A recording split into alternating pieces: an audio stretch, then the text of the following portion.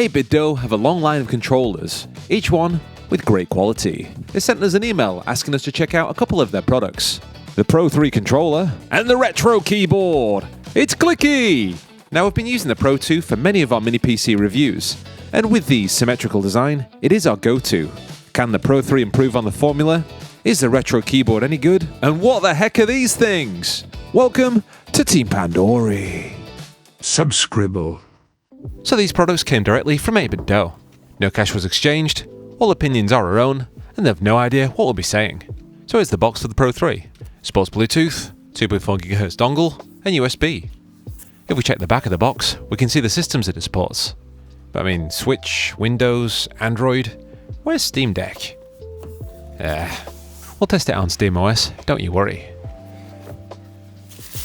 So in the box we get the gamepad, and this one has the purple of the GameCube. We also get the dock, a small box of goodies, which has the USB-A to USB-C cable, a pair of yellow baubles, and a multilingual manual. It mentions features, how to pair things up, and also some hotkeys. It's only a few pages long in each language, but let's get to the controller.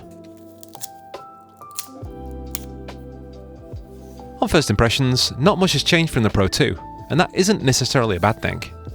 It is comfortable, fits my hands perfectly, but down here at the seam, the plastic isn't as flush as we'd like it to be. Control's got a D-pad at the top, 4 face buttons, TMR analog sticks, and on the bottom we have the start button for hotkeys, profile switch, and the home button. In the centre we have the select and start, but let's move to the top. Here we have 3 sets of shoulder buttons. While the Hall effect triggers feel nice and precise, the addition of L4 and R4 seems somewhat forced. Here's the pairing button and USB-C, but if we check the back we also have these stoppers. And switching this over makes our triggers feel like a standard button. There are 2 more buttons on the back, which we can program using the software, but if we focus on the centre, we have a system selector. So rather than pairing up every time we change from PC to Nintendo Switch, simply sliding this over keeps things much more manageable. So it's left for Switch, middle for Android, and right for SX, which apparently means Windows. Now let's move on to the controls. The D-pad uses modern switches, which are a little clicky, similar to a Retro Pocket 3 maybe. Buttons are a little loud, but decent. And even though they're magnetic, they feel quite similar to the Pro 2. The analog sticks feel very good, and it's nice to see they've got metal rims around. Also, as they are TMR, these guys won't be drifting, and they'll be very precise. Here's the shoulder buttons. So yeah, decent. If we check my old Pro 2, the D-pad is a little mushy, similar to how they used to be, and as is it's an early model, no Hall effect sticks. There are actually 4 systems we can change through here, and if we open this up, we can switch out the battery, whereas the Pro 3 will take some effort to open up. What is pretty cool though is we have these terminals at the back, and we can plop it on the dock and it'll recharge. There we go. Yeah, it's quite a nice fit there. There's a USB-C port at the back, this goes to the computer. But if you open the bottom, ooh. So yeah, as this has a USB adapter inside, it'll also function as a 2.4 GHz receiver for this controller. And what's this black thing?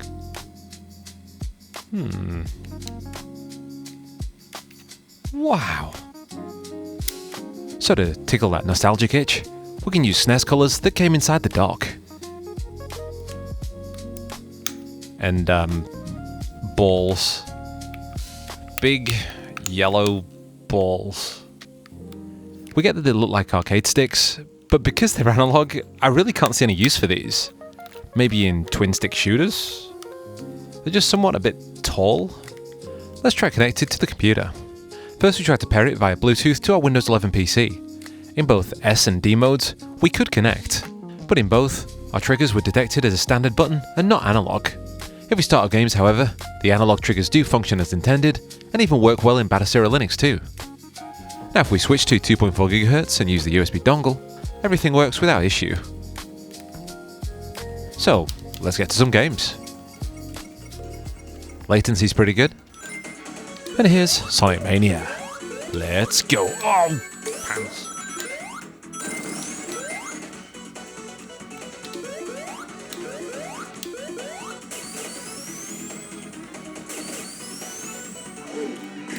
While the Pro 3 updated to modern switches on their D-pad, travel is kept to a minimum, so fighting games are still on the table.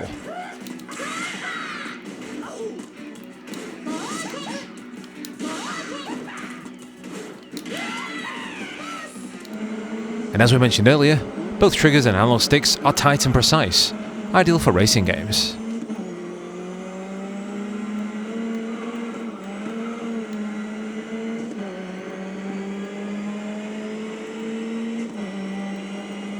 Jumping into the Epic Games launcher now, Fortnite had no issues finding and binding the Pro 3, which can be a problem with some USB controllers.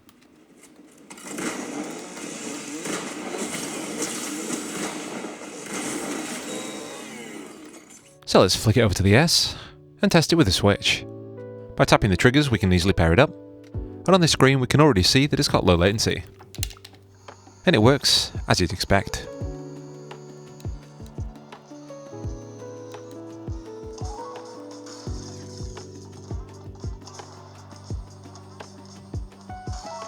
If your Switch is asleep, we can also shake it to wake it.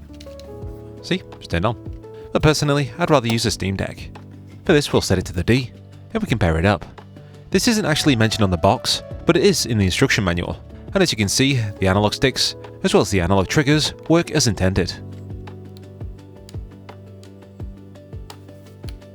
So it makes this a great little multi-system controller, very much like the Pro 2.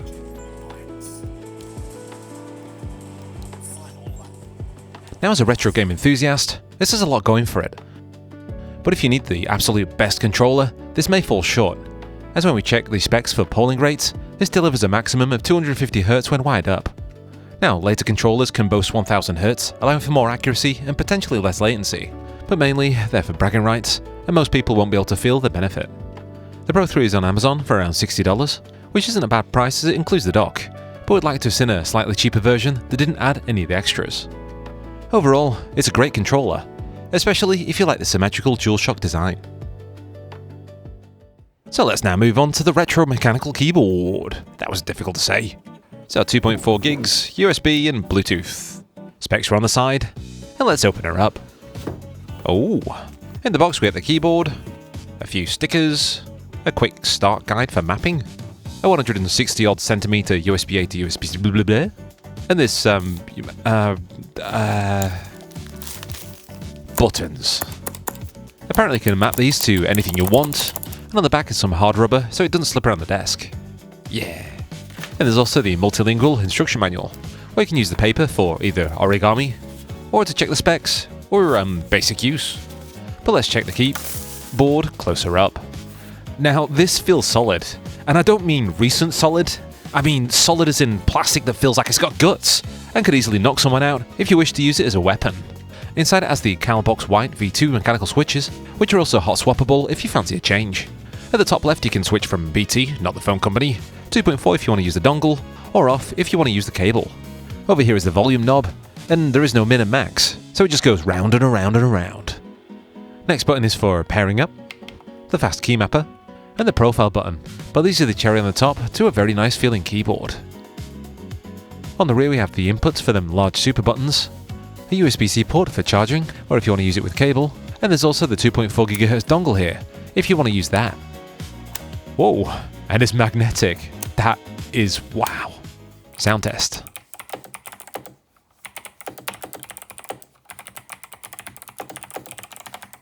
So the clicky tactile switch sits somewhere in between the browns and blues in feel.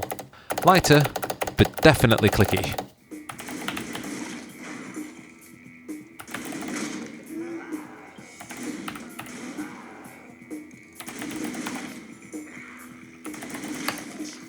Both controller and keyboard use the 8BitDo software, allowing you to update drivers, change options, or buy new controls so you can set these super buttons to how you like. These might be good for Bishi Bashi, or something else. I don't know. The 8BitDo Retro keyboard currently sells on Amazon with the super buttons for $89. It's not cheap, nor is it the most expensive, but there are different variations which are all mechanically very similar, so if you can't decide, go for the cheapest option. And there's also the Mecha Break Panther Edition that's $20 cheaper, and it uses linear switches, which are perfect for gaming and are extremely quiet in comparison to the keyboard we have today. So the 8BitDo Retro keyboard definitely feels the part, It's fairly heavy, and it's like this whole thing was taken from the 90s and then given the bells and whistles of today. With a mode switch, we can easily use it for multiple systems on the fly, and we're confident it'll last for many years. The only bad things we could say about it are it may be a bit too noisy for some, and we'd like a cheaper option so more people can have access to this great keyboard. Here's a quick thank you to all others on a Patreon, and if you too want to help us out monetarily, links are down below. This has been Emu Chicken of Team Pandori, and I'll catch you on the next video. Teenage Mutant Hero Turtles. April is a babe.